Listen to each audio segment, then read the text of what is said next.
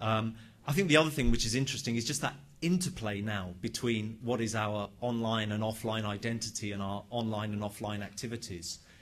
Obviously, there's a lot more opportunities which have been opened up to us by some of this social media.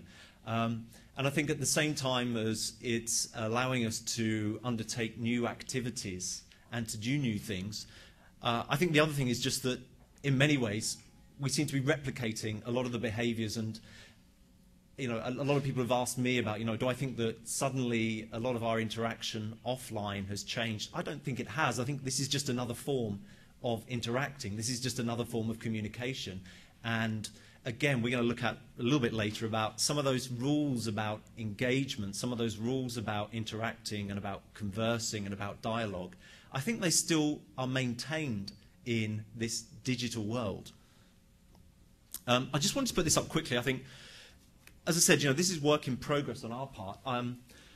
This is something that Ofcom in the UK put together from some research. Ofcom is kind of the media regulator, and they did some research, and they actually tried to put different categories of social media users. So they actually tried to come up with different classifications of users.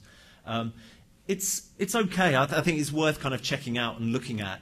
But again, it's 2007. Things move on very quickly. But I think it's interesting for us to try and at least look at how different people have different relationships with social media. One of the other questions we asked, sorry, that should be a question mark at the end there, was almost, sort of the what next for social networks. One of the things that we saw a lot of in talking to people was how their own relationships have evolved over time. I think people have become more skilled, and I think people have started to adapt and adopt to different behavior modes as they've become more experienced at using different forms of social media. And it's certainly not going to stop. And I think as people continue to encounter new forms of media, those behavior patterns are still going to keep changing. I just picked this up last week. I'm sure everyone else saw it. How is this going to change things once, more parts of Brazil get access to broadband? Again, I refer back to Bezaliel, talking to him about the experience of why was it that Orkut suddenly hit at that point for people of his age in the periferia? Well, it was, the government still has a part to play. It was happening at the same time as specific activities were taking place to get more access to the internet in the periferia here in Sao Paulo, 4 or 5 years ago.